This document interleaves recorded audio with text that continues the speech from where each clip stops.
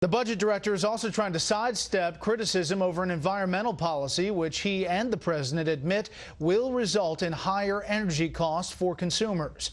Chief Washington correspondent Jim Engel looks at cap and trade. Almost every activity in the U.S. economy emits carbon dioxide, but President Obama wants to impose a cap on total emissions throughout the economy and charge industry a new tax of at least $65 billion a year for their current activities. There's an overall limit on pollution that's set for the economy.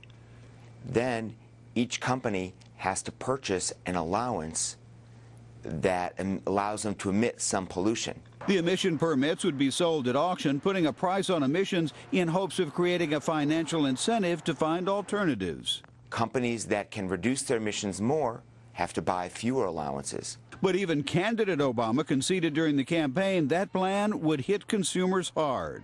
Under my plan of a cap and trade system, electricity rates would necessarily skyrocket. Skyrocket, he explained, because utilities, especially coal, would have to pay an enormous price up front while they search for ways to reduce emissions. They would have to retrofit their operations. That will cost money. They will pass that money on to consumers.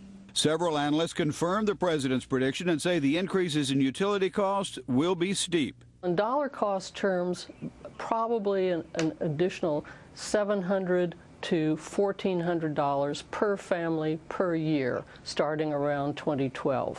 Which is why President Obama would redirect some of the $646 billion tax increase to help people of modest incomes pay higher utilities. OMB Director Peter Orszag made clear tax breaks those groups now get would no longer be a net tax cut, but rather aid to offset higher utilities. That's one reason why we are linking the cap and trade program to making work pay, which is a tax credit for working families that would provide relief in their budgets over time. But those tax cuts phase out at $75,000 in income. What about those between $75,000 and $250,000 who would also face higher prices for everything from utilities to gasoline?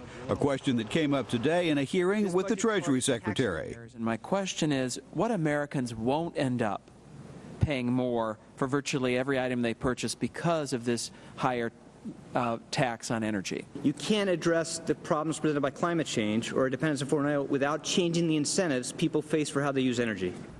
So it's the price we have to pay in the administration's view, but as the debate unfolds, there are lots of questions about whether that price is too high.